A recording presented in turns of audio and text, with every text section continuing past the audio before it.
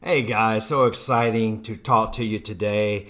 We're going over the body paragraph today, but just a few announcements that I just want to make and just really just compliment that there's been several students that's been, asking me questions, want some clarifications. So exciting to come in here this morning, just a smile on my face that students are trying to study now. They're not waiting till next Thursday. They're not waiting till next Friday morning.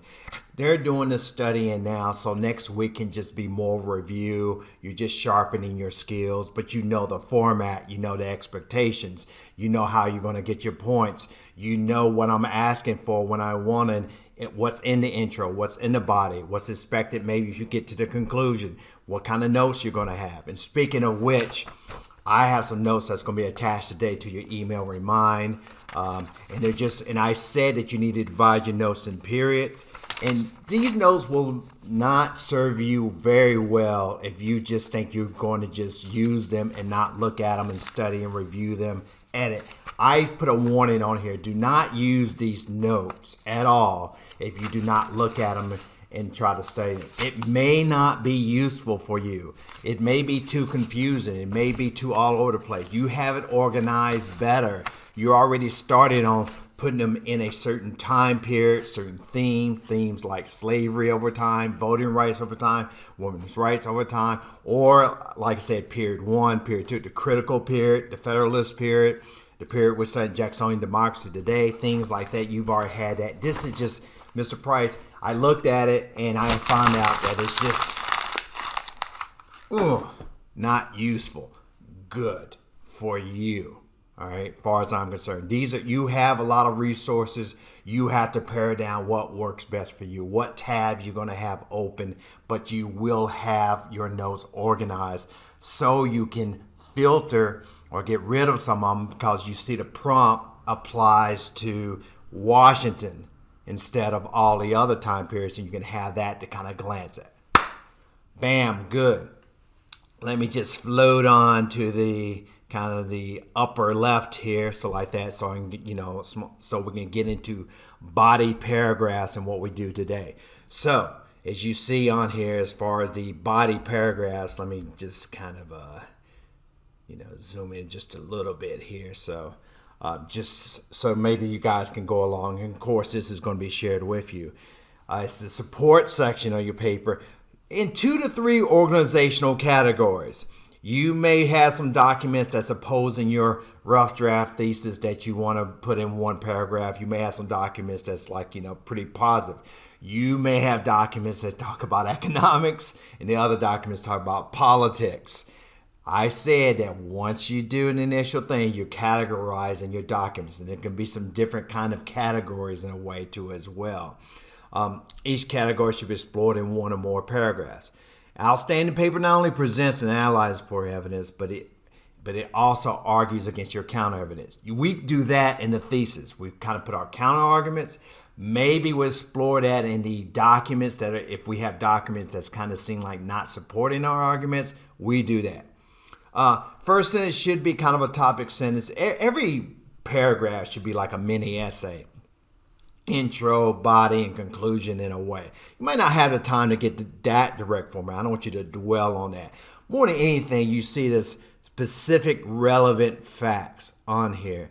It should always have something that's really that you understand that support your thesis. Everything should be like a mental arrow drawn up to your thesis. Is this supporting your thesis? Is this supporting your thesis? Maybe you're talking about the counter for a while, but maybe towards the end of the paragraph or at the next sentence, you're countering that argument of that document. And again, you can even refute arguments contrary to your thesis.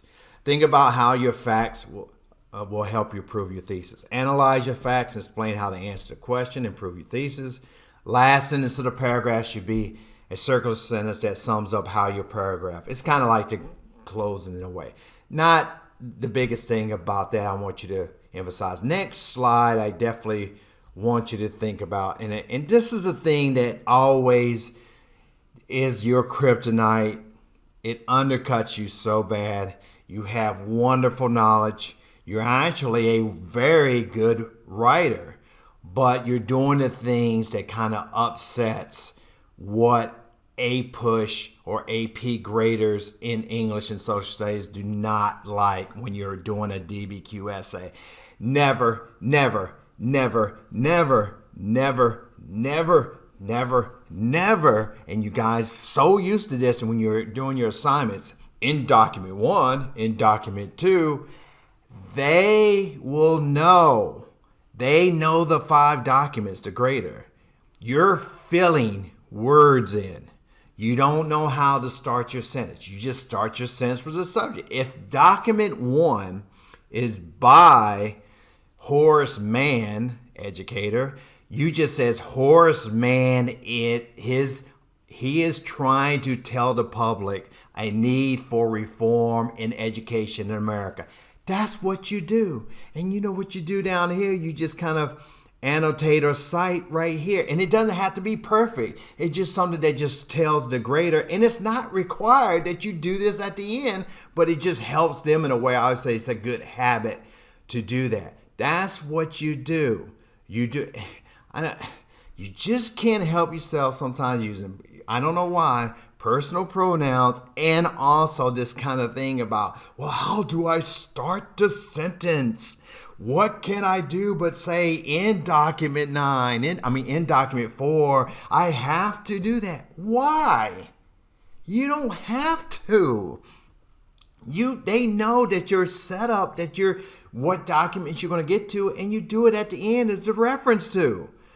Don't do that. And the other big warning, never, never, never, never, never, never, never, never quote the documents. All right. Daniel Webster argued that Congress had exclusive national power over interstate commerce according to Article 1, Section 8, Clause 3 of the Constitution, that to argue otherwise would result in confusing, contradictory local regulatory policies. That's taken directly from a document. Don't do that. You're doing that when some of your answers here, you're just saying, and again, you're just trying to fill stuff up. And some of you have this thing in your head that some people have already been asking, well, how long should my essay be? And you know the mantra is always quality over quantity. I have seen graders look at 2 or 3 pages of essays that back in the old scoring system would get a 1 out of 7, so it doesn't matter about the length in there. It's the form. All right. It's the context, thesis, it's the documents and how you source them, and somewhat you get to a somewhat conclusion. They just want some organization. They do not want a bunch of filling statements. You trying to cut and paste, a quote from the document. Just use words and phrases. You can use the documents with words and phrases, but don't fill it up with a whole sentence. Look what I just did. Webster and his PO representing Gibbons. He was a defense lawyer in Gibbons versus Ogden. That's not the most important case you need to know, but notice that what I do in these daily videos, I'm reviewing the time periods again with the essays I'm kind of referring about. That the national government power to regulate interstate commerce was based on Article 1, Section 8, Clause 3. I use part of it, that fact about the specific about what part of the Constitution. That's fine. It's okay. You're not going to be penalized. You might say Washington stated about, forming permanent alliances, and maybe you put that permanent alliances in quotes. That's fine, but do not do that. It's automatically thinking that it's a bad error. I don't know how you're going to recover from these things that you should not do on here. All right, so I've kind of beat you over the head with that because I'm really yelling at you because I want you to pass because you're smart, the content, but you didn't get really, and you're not using the right verbiage, the phrases, and how to format that's what graders want to see. All right, next one. Now, this takes time. I know people already, turned it off like that, but I'm going to go through this sample prompt and kind of jump to the rough thesis and then to the body. And what it looks like, how do I use the documents? What I have right here is what the essay says here. And the reason why I like this particular essay prompt, it has a couple of things you need to do. Some of you I told you need to address everything part of your prompt here. So we had the 5 documents, and I read the prompt. I may read it 2 or 3 times if ever I was really doing this. I've read it like this morning because I'm organized as to what extent did the United States suffer setbacks as well establishing a national unity during the first half of the 19th century. I'm already thinking to myself, I always want to take the affirmative and positive, but I'm also going to be out talking about setbacks as well. So I'll be doing that in my thesis and in my body, but I'll probably be taking a position to say that it established a national identity, all the events in the early 19th century. Before I get to the documents, I always take a position. I always take a position. So here I go. What do I do? And what do we always do to try to develop a rough thesis here? Well, here's the thing. Come on, let's do this here. Let me look at the documents again, because we got to do that. And by the way, what I always say about examining documents is that you look at the source or you look at the title on here. I don't think these particular documents have titles. I see Thomas Jefferson, 1802. Yes, I've already read these documents this morning. It's about the Louisiana Purchase. You can read them yourself if that's what you need to do. I know it might take you a couple hours today, and I know you're like, oh my God, I'm so busy just doing nothing. But, so Thomas Jefferson, 1802. So that's Louisiana. You can see the Monroe Doctrine. Document 3, which has the picture of King Andrew and General Winfield Scott talking about the Indian Removal Act. It's negative. This is a setback. So, first 2 documents kind of go together. They say USA, Louisiana Purchase. We're defending the Western Hemisphere. I'm categorizing already in here. I see document 4 is the Lowell Factory Girls. And what I read already this morning, they're talking about how they're taking advantage of, and they're really calling out all the factory owners. This is a setback because, hey, women are not getting their rights. Workers are not getting their rights. They're being exploited. Setback. So I'll put that in that category. I almost want to put that probably in one paragraph. I'm thinking up here. I'm thinking. So that's what you're doing. And by the way, different categories. It may be an economic category, maybe a social category. It may be. So there's different things, how they're going to be similar or different. All right, in those ways. Document 5, I see James K. Polk. I immediately think of the Mexican-American War, and actually does not have a date on here, but he's talking about Manifest Destiny along with the map here in the Mexican-American War. So their interests on here. There you go. All right, let me go back.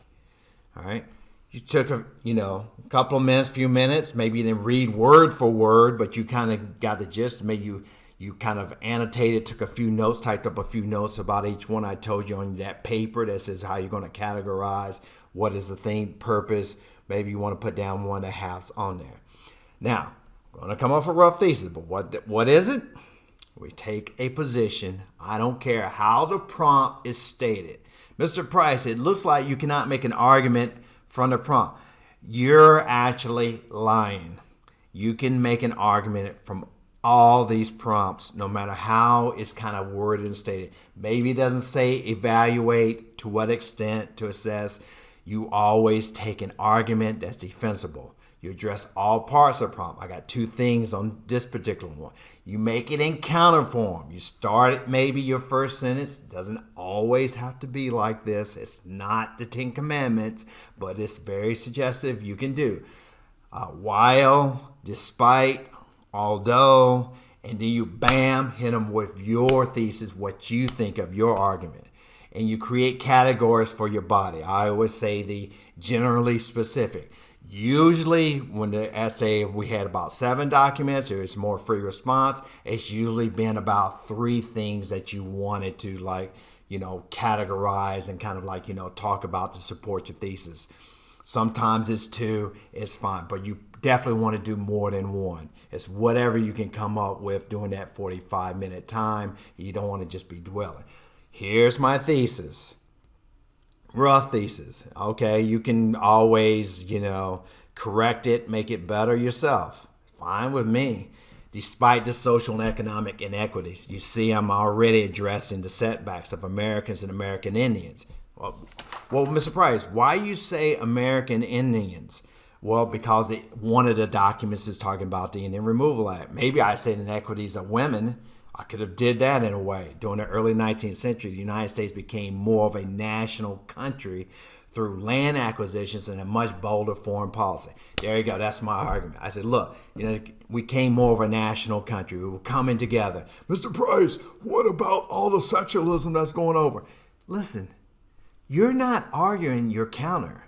You're supporting your thesis. So you're going, even if you don't agree personally, this is for your essay and what's the best pathway to get to this using the document. So I figured the easiest thing is go USA, USA, USA. Hey, and say here that these documents are, hey, our country's growing. We always have some problems, but we're doing okay, and that's what I'm doing. Again, not a perfect thesis. You please work on it, refine it yourself if you want to. So, make it better, but pretty good. And I always say, come up with an okay thesis, as long as you take a position and it addresses the prompt. Please. All right. So what I'm going to do to get the points, these 6 points, maybe I don't get 6. Maybe I get 4. I got 2 points in my intro. I got 4. I've already passed the essay if I'm able to do this. So maybe I don't get every single point. I have to describe the documents. It should be, I have to source them. He said, Mr. Price, what do you mean by sourcing? And if people already been keeping up, already know that's the HAP, or whatever you want, the HIP or whatever you want to. You just got to do one of them. You got to give some context or the situation, the audience, point of view, or the purpose.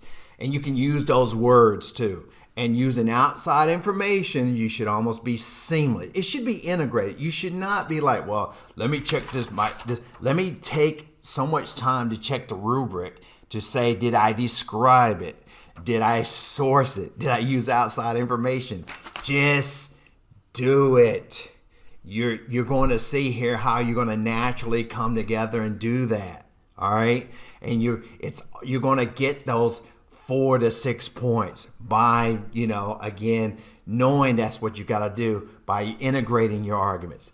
Let me just show you. I know I had to go through all of it. I know you're like, oh, I'm already I turned you off like 15 minutes ago. Well, I'll take the few of you that just want to, keep on going.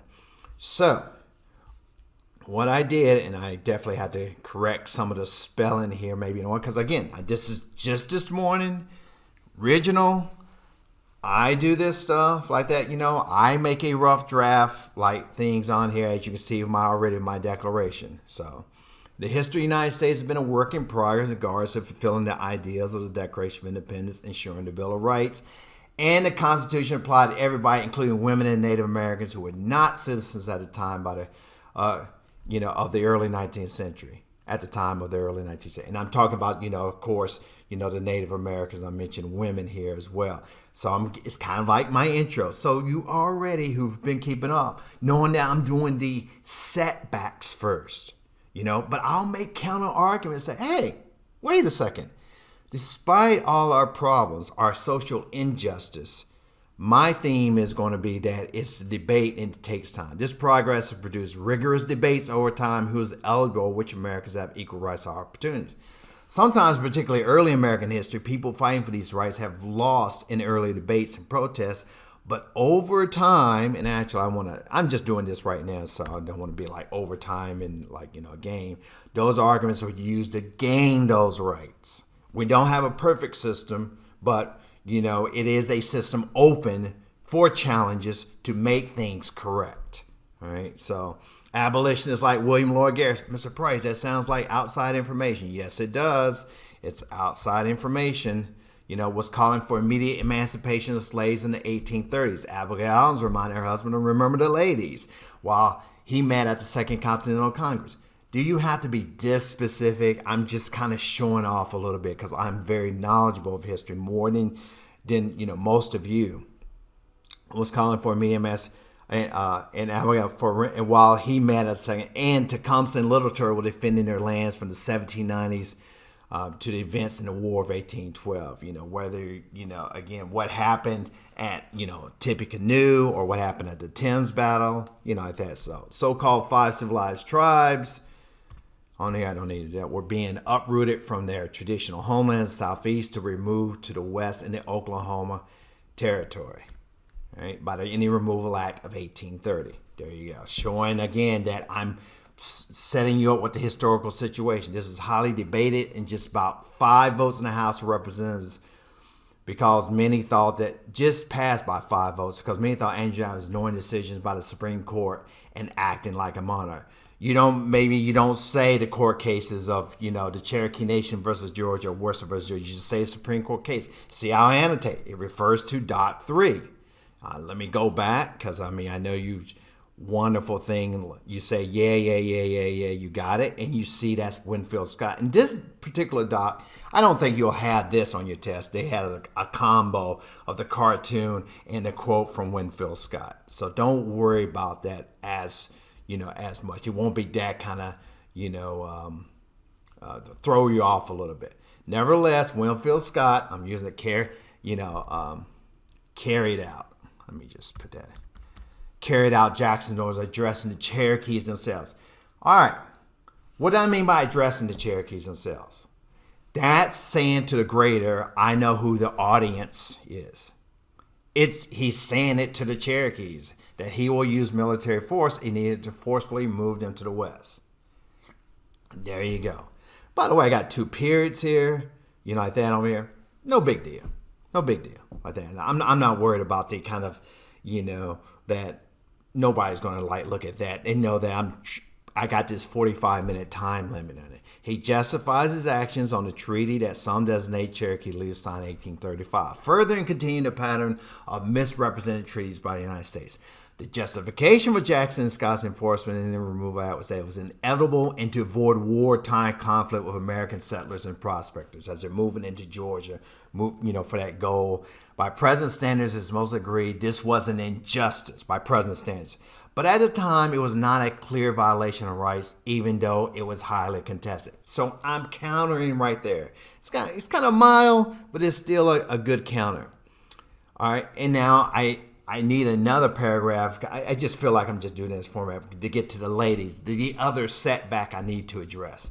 The early 19th century was also the time of the first industrial revolution, sometimes labeled, the market revolution because of the connections the East was making through technology and canal building.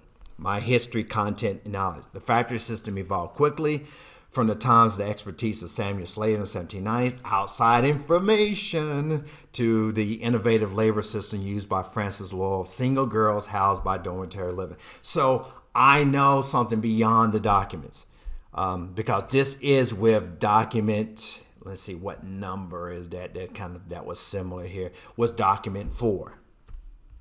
And it's about the Lowell factory girl. And you should read it. You'll understand me more what I'm trying to set up. Although America's Time argued this was a great opportunity, especially for women at this time, it says, hey, this is a great opportunity. These girls start to organize. Every time you see organize, it's just another word for forming labor unions or getting grouped together and making sure they stand together in their fight for their, rights in the workplace. Meet after work, or even during their work, they would pass books and see things and kind of like what they had to, because there's no designated break time for workers back then to address their problems and concerns. Even in the 1830s, they were calling on workers to own the factories.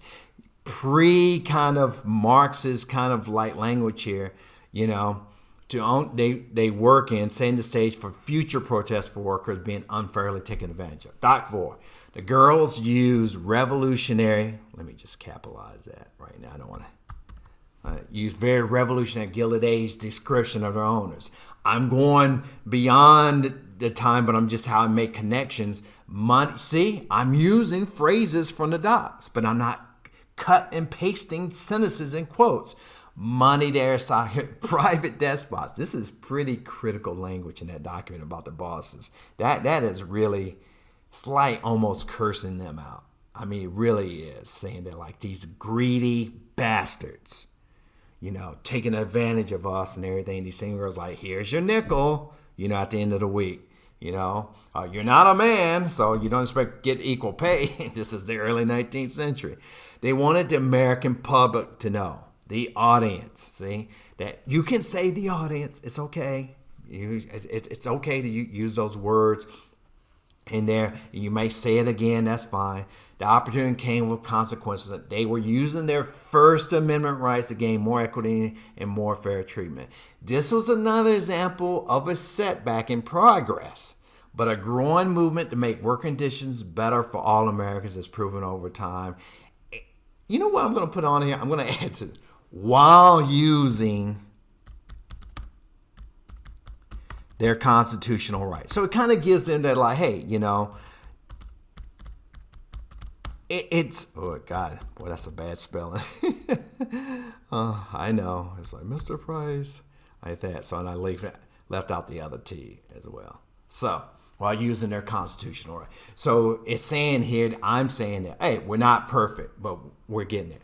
Now, the two documents, and actually I'm going to use three of them, and you just use 4, strike 1 out. But it was just more easier for me. Combine this paragraph of all the USA, territory, Monroe Doctrine, James K. Polk, fulfilling manifest destiny. Americans, we're feeling very optimistic and more unified victory over Great Britain in 1815, leading to an assertive foreign policy proclamation by 1823, and expanding through land acquisition, right? Either by conquest or by purchase. You want the purpose of Jefferson 18 is to justify the purchase of the Louisiana territory based on economic needs and time. If you read the document, you would see that in there. So Jefferson, along with his party, always favored the French. And you know what? Again, something like that for a grader. You're using outside information. You're showing your knowledge. It's integrated. It relates. Don't just insert outside information just to try to think that it fits some way. It has to fit. Need to make the United States more of the great farming paradise he always visioned. Remember Jefferson, as opposed to Hamilton, he wanted like a nation of farmers, and Hamilton's like, oh God, you idiot, you're going to see in the future. This acquisition, along with the victory in the War of 1812, emboldened James K. Polk and the Secretary of State John Quincy Adams. You know what? That's wrong. I don't know why I'm using Polk there. James Monroe. So, well, it's a good thing. Like maybe I have a little time to check there. And the Secretary of State, John Quincy Adams, and I can capitalize that cabinet office to assert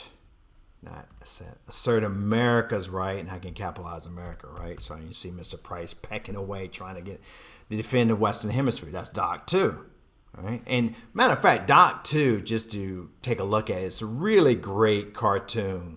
And it really is a very patriotic cartoon. It probably is used with a modern day cartoon, but showing about the Monroe Doctrine here on here. So I'm even going to use that to my advantage. The cartoonist, it's not with an S, purpose is to clearly show that the United States foreign policy would not be passive. The giant Uncle Sam holds his hands out, and I'm describing the document and defines to powerful Western Europe that no new colonies will be tolerated in Latin America. This was America declaring to the world that it was a power and it would not only defend itself but other country in its sphere. A giant step from Washington's farewell address in 1797. Outside information. Polk continued this land acquisition by advocating we acquire territory from Mexico and bring the West Coast territories, particularly California, to the U.S. I'm using the last document. I just throw it in there. Presidents Jefferson, Monroe, and Polk, here's my conclusion, were all expanding the United States while fulfilling wishes of many Americans to be free and settle and make use of the country from the East Coast to the West, fulfilling the desire of many Americans of all classes and social status. Maybe those loyal girls is being taken advantage of. Maybe they can move out west, make it better there. At least there's opportunities that's more that's out there. So your Americans are becoming like, a self-sustaining nation by being powerful and declaring that, like, hey, do not mess with the Western Hemisphere. There you go, done for the body. All right, so that's it. All right, don't worry, we're gonna work on conclusion tomorrow, and it'll be about really what the period 5 docs here, just trying to get that unicorn point. I'm sure, Mr. Price, maybe I didn't get 6 points, but actually, just kind of looking at the rubric right here, I think I deserves, 6 points. So I'm already up to 8. And the only thing else is, using historical evidence beyond that found in the documents. I even think I already deserve that now, but then the complex understanding might be a challenge, okay? There you go. So please, hopefully you made it this far. I know I keep talking and talking and talking, but you need it. You need to know what it looks like. You need to know how to integrate the documents in here and how they can be useful for you. Right?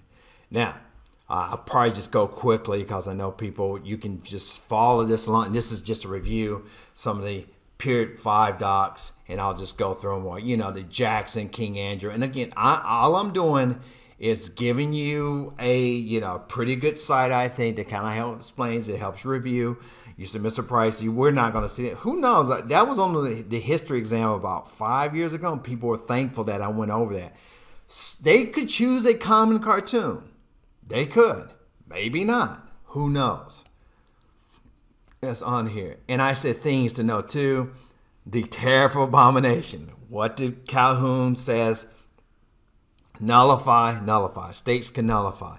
Webster-Hayne debate. And one of the great quotes from there is that they were arguing it in 1830, several debates about, hey, the Union has to stay together. States are not separate. Liberty and Union now forever one and inseparable. You might see that quote. And like some of you are going to be pleasantly surprised. The stuff that we go over, the people who are studying and reviewing. You said, I know this. You're going to be so confident next Friday. The Indian Removal Act, a lot of times that's on there. And these are the times of the reform movements. Your abolitionist all-stars, William Lloyd Garrison, Frederick Douglass, Grimke sisters. I think I mentioned them before, but they're always kind of, mentioned there. Harriet Beecher Stowe, Uncle Tom's Cabin. So those are ones that you need to look at. And then Manifest Destiny in 1840. Notice that John Gass's painting, I went over this before in an earlier video, is 1872, but it's often used to represent Manifest Destiny starting around the 1830s or late 1830s, 1840s. Like, when does it begin? This covers California, the battle for Texas, like that, and the Republic and the annexation, Mexican-American War, Gold Rush, all these territories, all the way up into post, Manifest Destiny 2 in the late 19th century. That's just a chart of reformers there. So that's something that you should be very familiar with and what people were doing here, doing Jacksonian democracy as far in the transcendentalists, kind of, influencing them too, that you can liberate. You can not only do, unlike the First Great Awakening, not only make that connection with God yourself, you can make a connection with people around. You could try to enslave. You can really advocate that we stop drinking, and alcohol is evil and it's a sin and it's tearing up our families. Women are so prominent in Second Great Awakening. They said, well, wait a minute, why can't we vote? Or why, more than anything, more than in the Declaration, why can't we have some rights even though we're married? So can we own property? Can we have rights to say so, as far as can we even request a divorce or a separation? This is very big. 1848, Seneca Falls there. You said, Mr. President, I've had this since first grade. Well, just know Lucretia Mott, Stanton, Anthony was not there. Frederick Douglass was there. What did they advocate? What does it say in there? What is it based upon? We have the events leading to the Civil War. I have a thing link on there. It's really good. I think that should be familiar. And finally, trying to get to the last minute here and try to get out of here by 35 minutes. Things about, Lincoln's quotes about slavery. Again, House divided, cannot stand. And in the Lincoln-Douglas debate, he calls them out, the Freeport Doctrine. These kind of really funny cartoons. He's always known as the rail splitter. That means really like you're splitting these kind of like rails like of wood, to make fences or whatever to work with. That's why it's not like really with the railroads. Lincoln, the 1860 election that you see right here, that you got Douglas, Breckinridge, and Bell down here, and him kind of like maybe warning the South in a way that Lincoln's last warning. These cartoons can be a little bit, not clear cut in a way, but they will have the typed, these words in type, and that you will understand that. But it's a little rough looking to our eyes in here from 2020. It's not as refined. So just like I said, those 18th century cartoons as well. I know I'm going over time. Sorry about that, but hey, that's the way it goes as we're trying to get ready. I am ready. When people say, hey, I'm sorry to bother you. You're not bothering me. You're asking me something about getting ready for this test. I want you to bother me. I want you to be like, hey, Mr. Price, I want to clear it up for you. Ask your classmates first, see if you guys can figure it out. And then maybe if there's some kind of like debate about something, then ask me. Or if you feel like, nobody that's really that you feel comfortable available, then just text or email me and I'll get back to you as soon as possible, as soon as I, see it. It's never going to be over a day, I don't believe, unless you send it late night or something. All right, I know. It's too much.